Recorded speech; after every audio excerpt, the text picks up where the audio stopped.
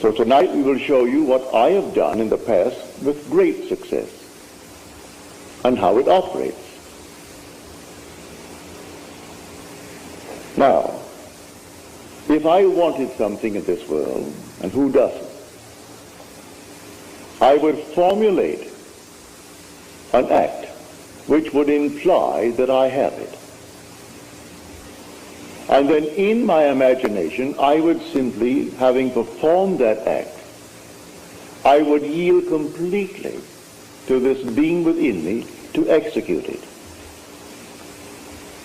I would fall off into sleep, convinced that he heard me, that he saw my act in faith. I simply yield completely to him, having acted. It's an act of self-commission. I perform the act. What act? I act as though I had what I sought. I act as though I heard that you have what you asked of me. I perform an act, and then I yield completely to that depth of my own being, who is God, and allow him from that depth to externalize it for me. All I have to do is to completely yield to this being within me, for he has ways and means I, on this level of my being, know not of. I rise then under compulsion, and under this compulsion I go through a series of events which will lead up to the fulfillment of that to which I yielded. I assume that it's done, and then I commune with myself and gave thanks within me that it is done. And it works in every way. You want to be, and you name it. You want to be successful in the world of Caesar, in dollars and cents, nothing wrong with it. You want to be a successful doctor, successful lawyer, I don't care what it is. You want to be, well then formulate in your mind's eye what it would be like if it were true. How would you see the world if you were now the man that you would like to be? See it in your mind's eye, and then yield yourself completely to the depth of your own being. How do I do that? Simply fall asleep in the assumption. I dare to assume that I am the man that at the moment reason denies, and then fall asleep in that assumption, leaving it completely to the depth of my own being to externalize it in my world. I will wake tomorrow morning under compulsion to do certain things which I had not formulated, I hadn't determined. I'll find I'll meet the right people. I'll do this, I'll do that, I'll do the other, and it all adds up towards the externalization of my assumption. So within you is that power, within you is that wisdom to do anything that you desire in this world. So this is the faith of which I speak. How do I do it? You can sit right here. And you go to bed at night, as you're told in the 4th Psalm. Commune with your own self upon your bed and be silent. You don't commune with another, you commune with your own self. That's God. For the self of man is God. When you say, I am, that's God. There is no other God. But you don't see him now. He has become invisible. The darkest night in the world was when God became invisible. He told the story to all of us before we set forth. Then he became invisible and took up his residence in us.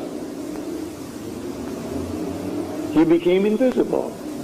And in us, he is I am, my own wonderful human imagination. That's God. So I don't see my imagination as I see objects in space. For imagination is the reality that is causing these objects in space. So I see the fruits of its activity, but I do not see it because it is invisible. The day will come, I will see it. I have seen him. He has no beginning, no end. He is the Ancient of Days. But he's infinite love. There's nothing but love. Yet he will wait on us just as swiftly and as indifferently when the will in us is evil as when it is good. For it is he who does all things, that I kill, I make alive. I wound, I heal. I do all these things, and none can deliver out of my hand. So if the will in man is evil, he will execute it. If it is good, he will execute it, because there is no other creator. So it's entirely up to man what he imagines. What am I going to imagine? But remember, when I imagine, I must imagine and then completely yield. That is faith. You've been taught to believe you're a worm. You came out of a swamp. And then suddenly you became a tadpole. Then you became something else. And finally you find yourself a man. Forget it. You are the gods who came down from heaven and assumed the restriction, the limitation of man. This is the limit of contraction, and you assumed it. And you're going to fulfill a definite purpose in man. And while you walk the earth as man, that predetermined plan will erupt within you, and the whole thing will unfold within you, beginning with the resurrection. The resurrection did not take place in the Near East, in some little place where they're looking for it now. It takes place in man. Man is where God is buried. The Holy Sepulchre is the skull of man. It's not in the Near East. The Bethlehem that they're talking about is in the skull of man. Zion, his holy place where he dwells, that's the skull of man. And the whole drama unfolds within man. And man awakens within himself to find himself completely sealed within his skull. And he comes out like a child being born out of his own skull. And then, a few months later, comes an explosion in his skull, and that compartment that contained the Son of God, who was his will, who was his wisdom, releases the Son. You would not let my soul remain in hell, said he, in the 16th Psalm. So he brings him up, he resurrects his son, and the son is David. And David, looking at the Father, and the Father for the first time knows who he is. Memory returns. And the Father, the Son was the one who revealed him to himself. So the whole drama unfolds within man, and the whole thing is contained within the skull of man. Has nothing to do with anything on the outside. They're looking in vain, all the archaeologists, and they bring back all this nonsense. You are the Lord Jesus Christ. There is nothing outside of man. The whole drama takes place within man. It has nothing to do with anything outside. You're living in a world of shadows, and the drama is within. So let us now get back to this simple approach of faith. Do you know what you want, either for yourself or for another? Construct a scene which would imply the fulfillment of your dream. Just construct it. Enter into it just as though it were true. Feel what it would feel like if it were true. And give thanks to the one who is going to execute it. It's your own being, I grant you, but he is the depth of your own being. He is the Father. You haven't yet found him, but he is the Father. And you are now on the surface of your being. So fall asleep in the conviction that things are as you desire them to be, in confidence that he will execute it. I use the word he, it's yourself. But for clarity's sake, I say he, because you're not aware of him as yet. You will be one day. Everyone will be aware of that being. And because that being has one son, And that one Son is the Son of all. We are one. There's only one. There aren't millions of gods, only one God. But the one God is made up of a brotherhood. And we are the brothers, raising ourselves to the level of the one God. But I've been sent to tell you this, and tell you I will and must. If only a few hear it, what does it matter? You hear it with conviction. Because I tell you the truth, it will last. I am not here to set up some little ism. I am not here to speculate and try to set up some little philosophical setup that may work. No, I want no church, no ism. Just to tell you who you are. And you will tell it to others, and others will tell it, because in the end you're going to prove it to be true. You can't rub it out because it is true. All that I have told you is true. I'm not speculating. I'm not theorizing. I stood in the presence of the infinite being and his infinite love, and he embraced me. And he sent me after he embraced me. Therefore love embraced me. Therefore guided by love, we became one body. People are misled morning, noon, and night by so-called holy men. Forget it. Man comes to you telling you he's a holy person, turn around and start running. All these holy fellows, they just simply meet you and meet another crowd, and next thing they do, they run to the bank with what was in your pocket. Picked up one fellow here, he's flying off to Switzerland. He was in Spain after having collected a fortune. They found $300,000 of him, on him. And he was at the Maharishi that came up through this country. It wasn't the Maharishi, it was his secretary running off to Switzerland, where you'd put it into your Swiss bank. And all the people fall for it morning, noon, and night. And so if you're taking Noah, you hate to hear it, because people hate to know that others know they were beguiled.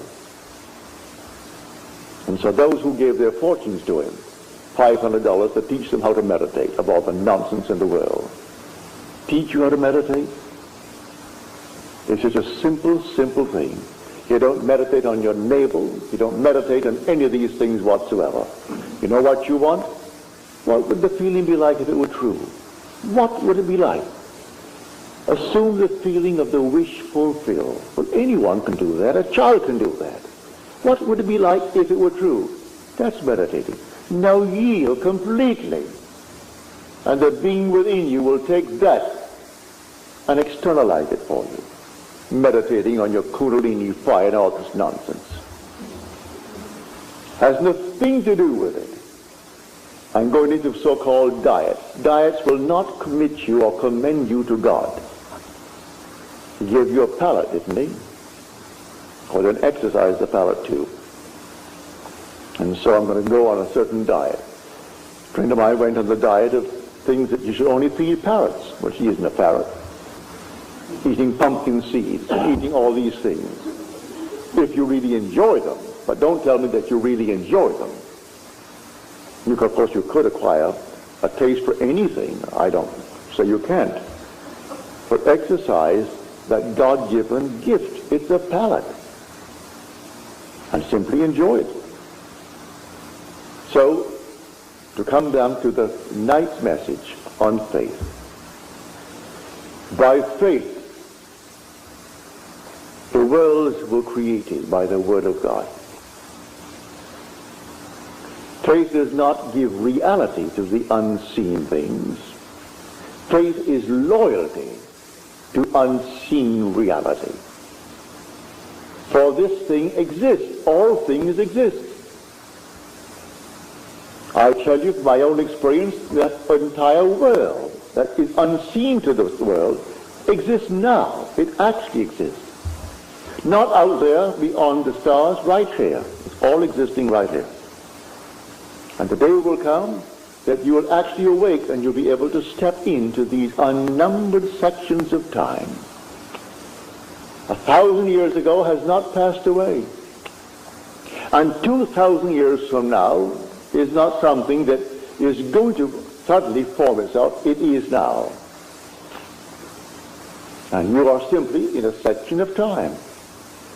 And the day will come you'll be able to move into any section of time. All these things exist now. And the purpose of it all is simply to awaken. And when you awaken, who are you? You are the author of it all. You are God. God the Creator. But to come back to our wonderful approach tonight, you want a better job? You want more money? You want this? You want that? Don't be ashamed of it. Who gave you the urge? The Father did. You have the desire. It came from the depths of your own being. So he can execute it. He only asks you to have faith. Faith in what? Faith in him. Have faith in God. All right. Where is he? He is my own wonderful human imagination. I cannot see the fulfillment now, but he will do it. Well, now, assume that I am already the man that I want to be, and yield completely to that assumption, and fall asleep. Just completely fall asleep and completely forget it. A lady who was here tonight, she called me up on the phone here just a few days ago, and asked something of me. I will not tell you, it's too personal. But she asked me to please care for a certain thing. It's so simple. I sat in my chair after I spoke to her on the phone and heard her tell me. Well, she came back tonight and told me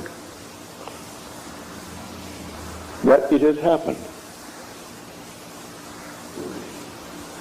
She is here. She's seated here tonight. Drove all the way in from San Bernardino to tell me this story. And it simply worked. What did I do? It didn't cost me anything. Cost you nothing. What does it cost anyone to have faith in God? Why put a price on it? Why charge anyone? It costs nothing.